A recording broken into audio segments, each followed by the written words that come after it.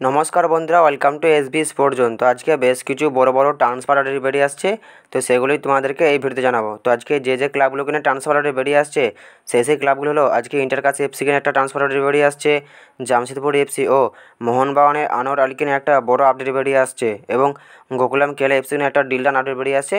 তো সেগুলি তোমাদেরকে এই ভিডিওতে জানাবো। তো চলো বেশি দেরি না করে ভিডিওটা শুরু করা যাক। তো প্রথমে যদি আমরা কথা বলি ইন্টারকাশি এফসিকে নিয়ে, তো ইন্টারকাশি এফসিকে নিয়ে যে আপডেটটা বেরিয়ে আসে সেটা হলো যে ইন্টারকাশি এফসি একজন 24 বছর বয়সী মিডফিল্ডারের সঙ্গে কথাবার্তা চালাচ্ছে। প্লেয়ারটির নাম হলো সুইডেন ফার্নান্ডেজ। তো এই প্লেয়ারটির সঙ্গে ইন্টারকাশি এফসি কথাবার্তা চালাচ্ছে। তো ইন্টারকাশি এফসির সঙ্গে এই সুইডেন ফার্নান্ডেজের কথাবার্তা মোটামুটি অনেকটা এগিয়ে গেছে, প্রায় অ্যাডভান্স স্টেজে কথাবার্তা চলছে, এরকমই আপডেট বেরিয়ে আসছে। তো এই 24 বছর বয়সী সুইডেন ফার্নান্ডেজ তিনি মিডফিল্ড ছাড়া রাইট উইংয়ে তিনি খেলতে পারেন। তো সুইডেন ফার্নান্ডেজ তিনি প্রথমে পাঞ্জাব এফসিতে খেলতেন, তো পাঞ্জাব এফসি থেকে লোনে চেন্নাই এফসিতে যায়। তো চেন্নাই এফসির সঙ্গে তার লোন ডিলের যে কন্ট্রাক্ট ছিল সেটা শেষ হয়ে গেছে। তো এই সুইডেন ফার্নান্ডেজের সঙ্গে ইন্টারকাশি এফসি কথাবার্তা চালাচ্ছে। তো কথাবার্তা মোটামুটি অ্যাডভান্সে চলছে, এরকমই আপডেট বেরিয়ে আসছে। তো ইন্টারকাশি এফসিকে নিয়ে এই আপডেটটা ছিল, তোমাদের জানিয়ে দিলাম। তো এরপর আমরা কথা বলবো জামশেদপুর এফসিকে নিয়ে। তো জামশেদপুর এফসি নিয়ে যে আপডেটটা বেরিয়ে আসে সেটা হলো যে জামশেদপুর এফসি একজন 25 বছর বয়সী লেফট উইংয়ে খেলা একটা প্লেয়ারের সঙ্গে কথাবার্তা চালাচ্ছে। তো প্লেয়ারটির নাম হলো আজফার নোরানি। তো এই প্লেয়ারটির সঙ্গে জামশেদপুর এফসি কথাবার্তা চালাচ্ছে, এরকমই আপডেট বেরিয়ে আসছে। তো এই আজফার নোরানি তিনি লেফট উইংয়ে খেলতে বেশি পছন্দ করেন। তিনি লেফট উইং ছাড়াও রাইট উইং এবং অ্যাটাকিং মিডফিল্ড পজিশনে তিনি খেলতে পারেন। তো এই আজফার নোরানি লাস্ট যেই ক্লাবে খেলতো সেই ক্লাবের সঙ্গে তার কন্ট্রাক্ট শেষ হয়ে গেছে। তো এই আজফার নোরানি এখন ফ্রি প্লেয়ার। তো এই ফ্রি প্লেয়ারটির সঙ্গেই জামশেদপুর এফসি কথাবার্তা চালাচ্ছে। তো কথাবার্তা মোটামুটি হয়েছে, এরকমই আপডেট বেরিয়ে আসছে। তো জামশেদপুর এফসি নিয়ে আপডেট ছিল, তোমাদের জানিয়ে দিলাম। তো এরপর আমরা কথা বলবো মোহনবাগানকে নিয়ে। তো মোহনবাগানের আনোয়ার আলীকে নিয়ে যে বড় আপডেটটা বেরিয়ে আসে সেটা হলো যে আনোয়ার আলী মোহনবাগান ছেড়ে দিল্লি এফসিতে যোগ দিতে চলেছেন।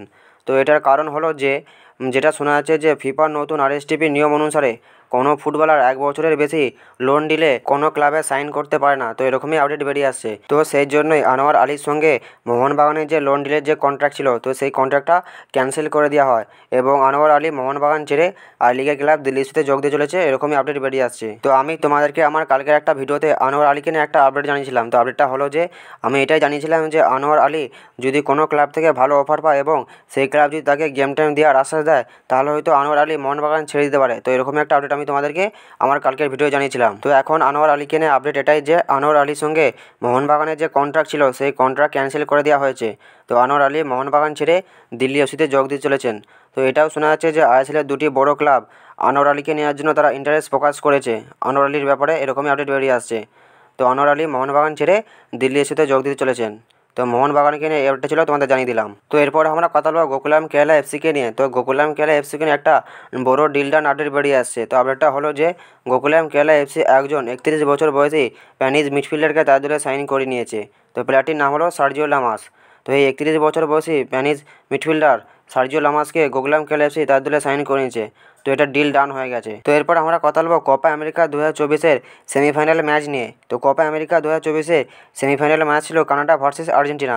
তো আর্জেন্টিনা কানাডাকে 2 গোলে হারিয়ে দেয়, এবং কানাডাকে হারিয়ে আর্জেন্টিনা কোপা আমেরিকার ফাইনালে উঠে যায়। তো এই সেমিফাইনাল ম্যাচে আর্জেন্টিনা 2টি গোল করে কানাডাকে হারিয়েছে। সেই 2টি গোল আর্জেন্টিনার হয়ে করেছেন লিওন মেসি, একটা গোল করেছেন, এবং জুলিয়ান আলভারেজ একটি গোল করেছেন আর্জেন্টিনার হয়ে। কোপা আমেরিকা সেমিফাইনাল ম্যাচ নিয়ে তোমাদেরকে এই আপডেটে জানানো ছিল, তোমাদেরকে জানিয়ে দিলাম।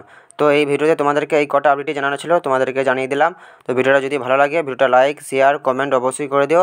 যারা আমার চ্যানেলে প্রথমবার আসবে চ্যানেলটা অবশ্যই সাবস্ক্রাইব করে দিও। তো দেখা হচ্ছে নেক্সট কোনো একটা ভিডিওতে।